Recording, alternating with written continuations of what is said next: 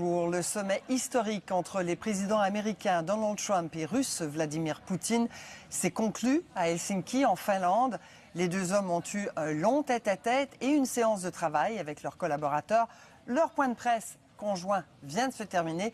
Alors Christian, je pense qu'on peut dire qu'il y avait plusieurs sujets de discussion, mais sur l'ingérence russe dans les élections américaines, Donald Trump tient finalement le même discours que Vladimir Poutine.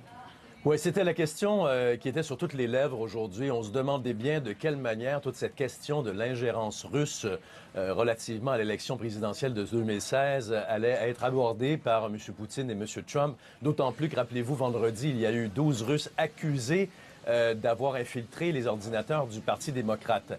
Eh bien, encore une fois, M. Trump a mentionné aux journalistes qu'il avait bel et bien abordé la question durant son long entretien de 2 heures avec le président russe, qui lui avait posé la question et qu'ils avaient vidé la question tous les deux. Et Vladimir Poutine qui a dit, écoutez, nous ne sommes pas intervenus dans l'élection américaine d'aucune façon. Et Vladimir Poutine, c'est là qui a surpris un peu tout le monde, qui est allé encore plus loin en mentionnant que si les Américains avaient encore des doutes, eh bien, l'actuel procureur spécial qui enquête sur la possible collusion entre Donald Trump et le gouvernement russe et les Russes, eh bien, pourrait se rendre en Russie, rencontrer les 12 accusés pour les questionner, mais qu'en échange, les Russes enverraient aussi des procureurs aux États-Unis questionner des gens des services de renseignement qui sont soupçonnés d'avoir commis des choses illégales en Russie. Alors ça a pris un peu tout le monde par surprise.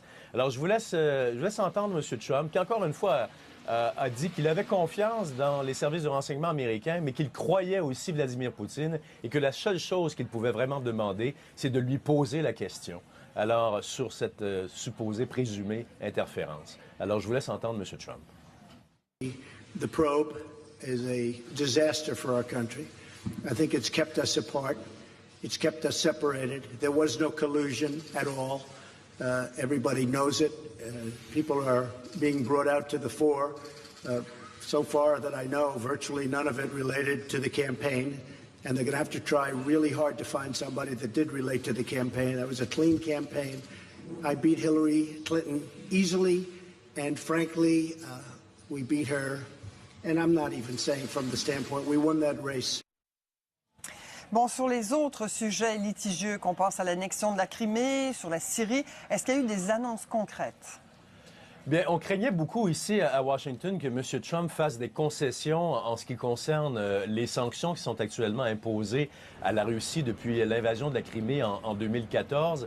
Il a été question, bien sûr, de l'Ukraine, de la Crimée, mais on ne sait pas exactement, parce qu'il n'y a pas eu de questions qui ont été posées, si la question des sanctions a été abordée.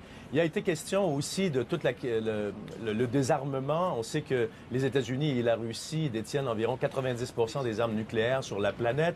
Alors, on veut reprendre la coopération. Et bien sûr, le très complexe dossier de la Syrie. On va tenter justement d'en arriver à une conclusion pour que les gens, les Syriens, retournent chez eux après cette guerre terrible qui frappe ce pays depuis maintenant 7 ans. Je pense qu'on a un extrait de M. Trump à cet égard.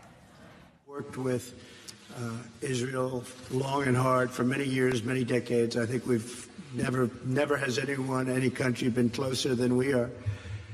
President Putin also is helping Israel, and we both spoke with Bibi Netanyahu, and they would like to do certain things with respect to Syria, having to do with the safety of Israel.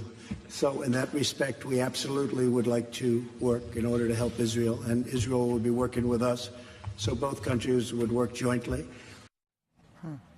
Alors, je pense qu'il y a bien des gens ici à Washington qui sont restés sur leur appétit, qui s'attendaient à avoir un M. Trump beaucoup plus combatif vis-à-vis Vladimir Poutine.